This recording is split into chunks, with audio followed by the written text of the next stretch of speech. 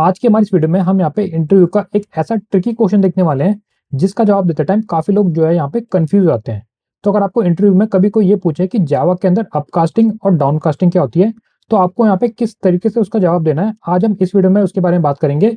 साथ में हम उस इंटरव्यू के ट्रिकी क्वेश्चन को भी यहाँ पे समझेंगे। अब यहाँ पे हम जो टॉपिक को समझने वाले हैं इसकी एक बेसिक रिक्वायरमेंट है। सबसे पहले आपको ये पता होना चाहिए कि जावा के अंदर क्लासेस क्या होती है, किस तरीके से आप यहाँ पे क्लासेस के ऑब्जेक्ट बनाते हो, और यहाँ पे दो क्लासेस के बीच में आप किस तरीके से इनहेरिटेंस के कंसेप्ट को अप्लाई करते हो। तो अगर आपको इन सब के बारे में बेसिक नॉलेज नहीं है तो आपको मैं ये सजेस्ट करूंगा कि सबसे पहले आप इनके बारे में एक बेसिक नॉलेज लेके आओ कि क्लासेस क्या होती है, ऑब्जेक्ट क्या होता है और इनहेरिटेंस का कंसेप्ट क्या होता है। तब जाके आप इस वीडियो को और अच्छे से रिलेट कर पाओगे। अभी हम चलते हैं और सबसे पहले ये देखते हैं कि अपकास्टिंग और डाउनकास्टिंग क्या होती है। तो अभी तक तो हम क्या कर रहे थे, यहाँ पे हम एक क्लास बनाते थे। फॉर एग्जाम्पल कि यहाँ पे मैंने क्या किया, एक क्लास बनाई जिसका नाम है ए, एंड इस क्लास को यहाँ पे क्लास बी जो है इनहेरिट कर रही है। ठीक है, तो इनहेरिटेंस के लिए हम यहाँ पे क्या करते थे, एक्सटेंड कीवर्ड का यूज करते थे। राइट, यहाँ पे बी क्लास जो है हमारी ए क्लास को एक्सटेंड करी है। इसका मतलब क्या हुआ कि जो ए क्लास है हमारी वो है हमारी पेरेंट क्लास, और जो बी क्लास है हमारी वो है हमारी चाइल्ड क्लास। यहाँ पे बी क्लास जो है ए क्लास की गुण यानी कि फील्ड्स या मेथड को इनहेरिट करेगी, है ना, इजिली एक्सेस कर सकती है। उसके बाद हम यहाँ पे क्या करते थे, यहाँ पे हम एक मेन क्लास बनाते थे। मेन क्लास के अंदर हम क्या करते थे, हमारा मेन मेथड बनाते थे।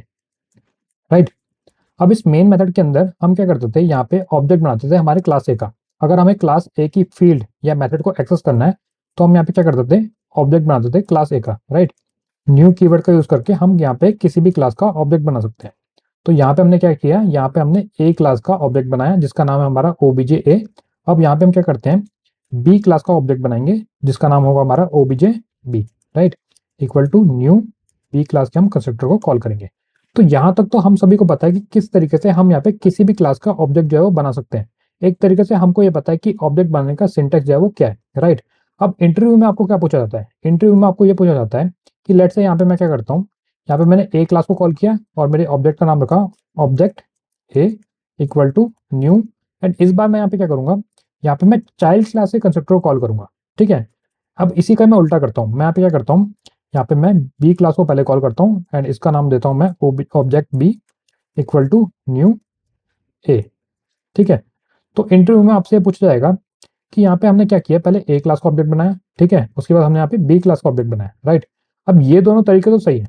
हमने हमेशा देखा कि अगर हमें ए क्लास की किसी मेथड को एक्सेस करना है तो हम यहाँ पे उस क्लास का यानी कि ए क्लास का ऑब्जेक्ट बनाएंगे एंड इजिली उसको एक्सेस कर सकते हैं। राइट, उसी के साथ हमें अगर यहाँ पे चाइल्ड क्लास के मेथड को एक्सेस करना है तो हम यहाँ पे क्या करेंगे, जैसे हमारे केस में चाइल्ड क्लास क्या है, बी क्लास है। राइट, तो हमने यहाँ पे क्या किया, बी क्लास का ऑब्जेक्ट बनाया और हम यहाँ पे बी क्लास के मेथड को इजिली एक्सेस कर सकते हैं।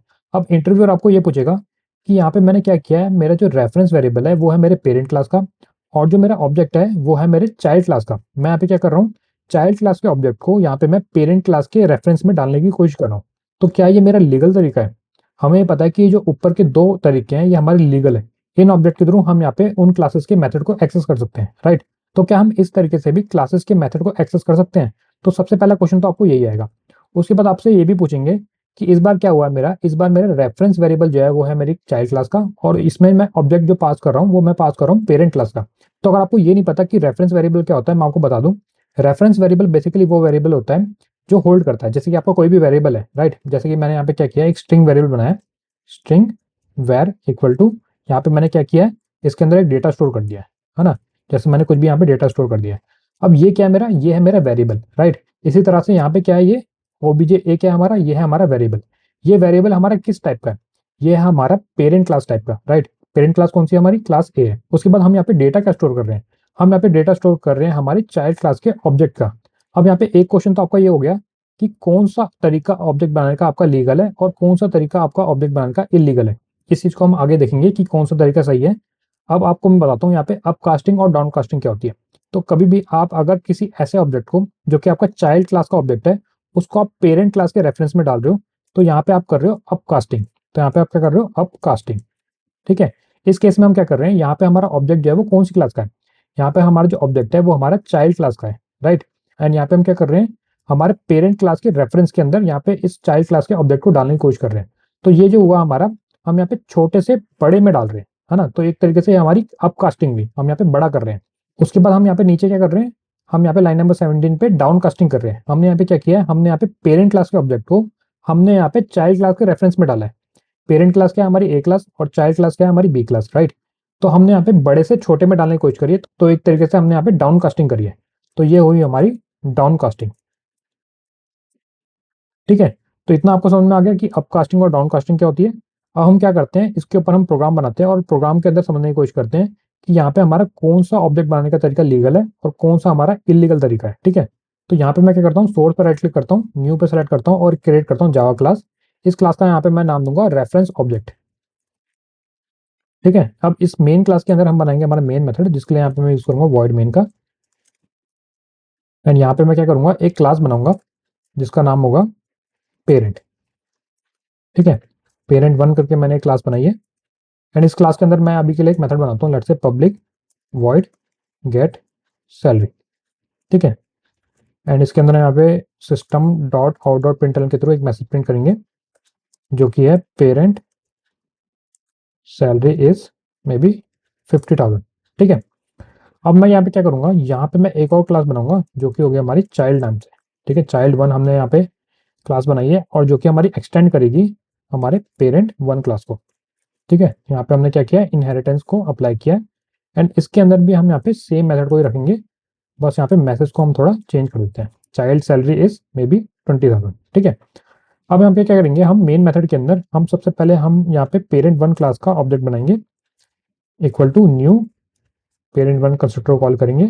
अब यहाँ पे मैं पेरेंट वन ऑब्जेक्ट के थ्रू एक्सेस कर सकता हूँ इस गेट सैलरी मेथड को। ठीक है, उसी के साथ हम यहाँ पे चाइल्ड वन जो हमारी क्लास है इसका भी हम यहाँ पे ऑब्जेक्ट बना देंगे equal to new child one का कंस्ट्रक्टर हम कॉल करेंगे। एंड यहाँ पे हम चाइल्ड वन के ऑब्जेक्ट के थ्रू गेट सैलरी मेथड को कॉल करेंगे। अब अगर मैं इस प्रोग्राम को रन करूंगा तो आप देखो यहाँ पे मेरे सक्सेसफुली आउटपुट जो है आ चुका है, राइट। अब अगर हम यहाँ पे क्या करें, यहाँ पे तो हमने क्या किया, दो लीगल तरीके से ऑब्जेक्ट बनाए एंड इन तरीके से हमने यहाँ पे इनके रिस्पेक्टिव मेथड को यहाँ पे कॉल भी कर लिया, राइट।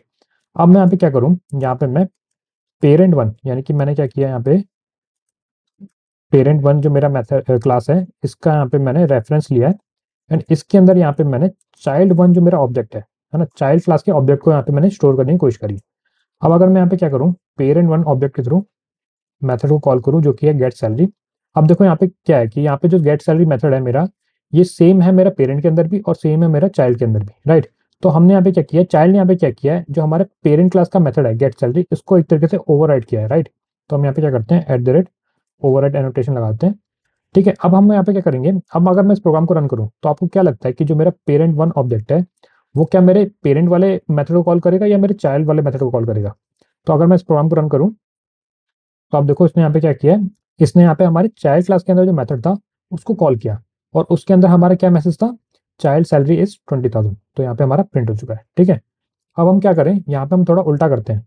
हम यहाँ पे क्या करेंगे, चाइल्ड क्लास का हम यहाँ पे रेफरेंस बनाएंगे एंड इसके अंदर हम यहाँ पे पेरेंट क्लास के ऑब्जेक्ट को स्टोर करने की कोशिश करेंगे। आप देखो यहाँ पे जैसे ही मैंने यहाँ पे पेरेंट क्लास के ऑब्जेक्ट को स्टोर करने की कोशिश करी मेरे चाइल्ड क्लास के रेफरेंस के अंदर, तो उसने मुझे एरर दे दिया। इसने मुझे एरर दिया कि यहाँ पे रिक्वायर्ड टाइप जो है वो चाइल्ड टाइप का है और आप यहाँ पे डाल रहे हो पेरेंट क्लास का। तो यहाँ पे एक तरीके से ये आपका इलीगल तरीका हुआ।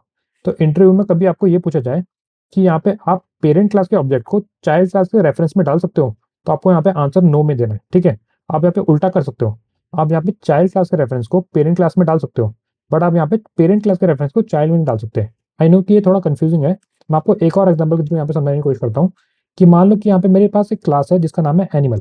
ठीक है, उसके बाद हमारे पास एक और क्लास है चाइल्ड क्लास जो कि है हमारी डॉग। ठीक है, अब जितने भी डॉग्स हैं हमारे पास दुनिया में वो सारे एनिमल कैटेगरी में आते हैं, राइट। तो यहाँ पे मैं क्या कर सकता हूँ, यहाँ पे मैं एनिमल एंड इसको मैं कर देता हूँ डॉग। यहाँ पे दुनिया में जितने भी डॉग्स हैं आप उनको एनिमल की कैटेगरी में स्टोर कर सकते हो, एनिमल की कैटेगरी में एक तरीके से डाल सकते हो, राइट।